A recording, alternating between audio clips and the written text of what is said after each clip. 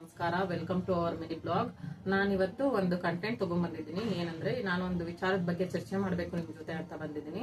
Almost ನಿಮ್ಗೆಲ್ಲ ಗೊತ್ತಿರುತ್ತೆ ಕೆಲವರಿಗೆ.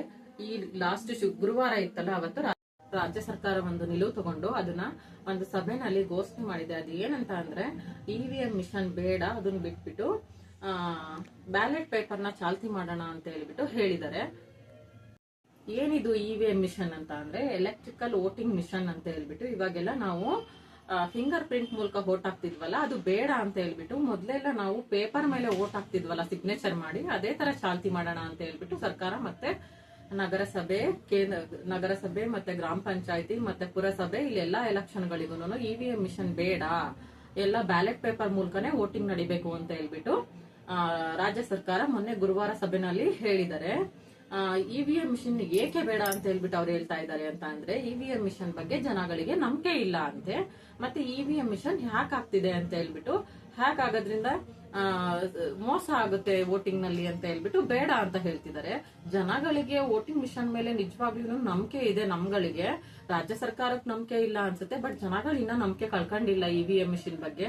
ಟೆಕ್ನಾಲಜಿ ನಮ್ದು ಇನ್ನ ನಮ್ ಟೆಕ್ನಾಲಜಿ 10 ವರ್ಷ ಹಳೆ ಟೆಕ್ನಾಲಜಿಗೆ ಮತ್ತೆ ಬ್ಯಾಲೆಟ್ ಪೇಪರ್ಗೆ ಹೋಗೋದ್ಗಿನ್ನ EVM ಮಿಷನ್ ಅಲ್ಲಿ ಏನ್ ದೋಷ ಇದೆ ಅಂತ ಹೇಳ್ಬಿಟ್ಟು ನೋಡ್ಕೊಂಡು ಅದನ್ನ ಸರಿಪಡಿಸ್ಕೊಳ್ಳೋದ್ ನೋಡ್ಬೇಕು. ನಮ್ದು ಆಲ್ರೆಡಿ AI ಟೆಕ್ನಾಲಜಿ ಬಂದಿದೆ ನಮ್ ದೇಶದಲ್ಲಿ, ಇನ್ನ ಅದಕ್ಕಿನ್ನ ಒಳ್ಳೊಳ್ಳೆ ಟೆಕ್ನಾಲಜೀಸ್ ಬಂದಿದೆ. ಅದನ್ನ ಅಭಿವೃದ್ಧಿ ಪಡಿಸ್ಕೊಂಡು ಈ EVM ಮಿಷನ್ ಅಲ್ಲಿ ಏನ್ ಲೋಪದೋಷ ಇದೆ ಅದನ್ನ ಸರಿ ಮಾಡ್ಕೊಂಡು ಮುಂದೆ ಹೋದ್ರೆ ಚೆನ್ನಾಗಿರುತ್ತೆ ಅನ್ನೋದು ನನ್ನ ಒಪಿನಿಯನ್. ಜನಗಳಿಗೆಲ್ಲ ನಂಬಿಕೆ ಇದೆ ಎಲೆಕ್ಷನ್ ಬಗ್ಗೆ, EVM ಮಿಷನ್ ಬಗ್ಗೆ.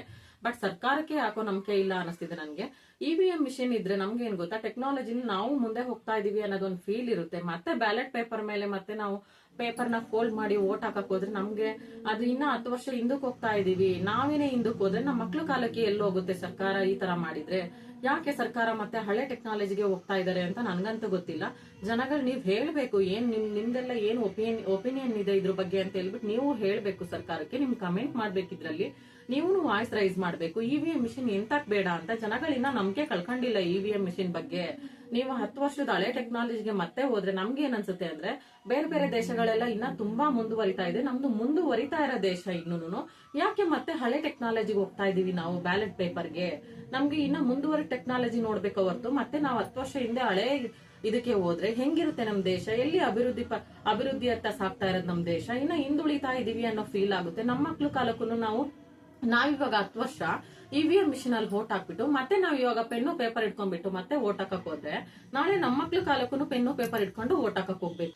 ನಿಮ್ ಜನಗಳಿಗೂ ನಮ್ಗೆಲ್ರಿಗೂ ಇದು ಗೊತ್ತಾಗ್ಬೇಕು. ಎಲ್ರಿಗೂ ಪ್ರತಿಯೊಬ್ಬರಿಗೂ ಯೂಟ್ಯೂಬ್ ಬಳಸ್ತಾ ಇರ್ತೀರಾ, ನೋಡೋರ್ಗೆಲ್ಲ ಗೊತ್ತಾಗ್ಬೇಕು. ಇದು ಅನ್ನೋ ಕಾರಣಕ್ಕೋಸ್ಕರ ಇದನ್ನ ನಾನು ಬ್ಲಾಗ್ ಮಾಡ್ತಾ ಇದ್ದೀನಿ. EVM ಮಿಷನ್ ಬೇಕು. ನಮ್ ಟೆಕ್ನಾಲಜಿ ಮತ್ತೆ 10-15 ವರ್ಷ ಹಳೆ ಟೆಕ್ನಾಲಜಿಗೆ ಹೋಗೋದ್ ಬೇಡ ಅನ್ನೋದು ನನ್ನ ಇಂಟೆನ್ಷನ್. ಮತ್ತೆ ನಂದೊಬ್ಳುದು ಅಂತ ಏನಿಲ್ಲ, ಆಲ್ಮೋಸ್ಟ್ ಎಲ್ರದೂ ಇದೇ ಆಗಿರುತ್ತೆ. ಮತ್ತೆ ನಾವು ಅದೇ ಹಳೆ ಪೆನ್ನು ಪೇಪರ್ ಇಟ್ಕೊಂಡು ವೋಟ್ ಹಾಕ್ಬೇಕು ಅನ್ನೋದು ಯಾರ್ದು ಇಲ್ಲ. ನಮ್ಗೆ ಸರ್ಕಾರದ ಬಗ್ಗೆ, ಎಲ್ಲಾ ಸರ್ಕಾರದ ಬಗ್ಗೆನೂ ನಂಬಿಕೆ ಇದೆ.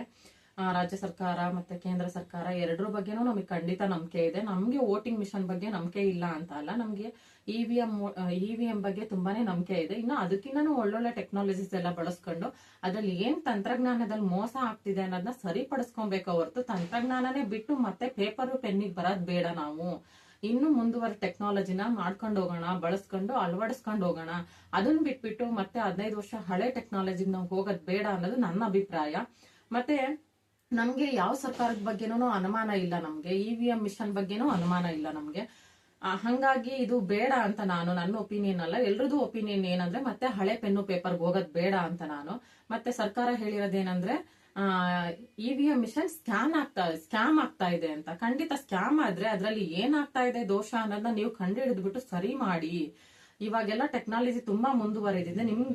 ನಿಮ್ಮಿಂದ ಆಗದೆ ಇರೋ ಅಂತದೇನಿಲ್ಲ, ಸರ್ಕಾರದಿಂದ ಆಗದೆ ಇರೋ ಅಂತ ಕೆಲಸಗಳು ಯಾವ್ದೂ ಇಲ್ಲ. ಖಂಡಿತ ಅದನ್ನ ಸರಿ ಮಾಡ್ಕೊಳ್ಳಿ. ಅದನ್ನ ಬಿಟ್ಬಿಟ್ಟು ತಂತ್ರಜ್ಞಾನ ಬಿಟ್ಬಿಟ್ಟು ಹಳೆ ತಂತ್ರಜ್ಞಾನಕ್ಕೆ ಹೋಗೋದ್ ಬೇಡ ಅನ್ನೋದು ನನ್ನ ಮನವಿ.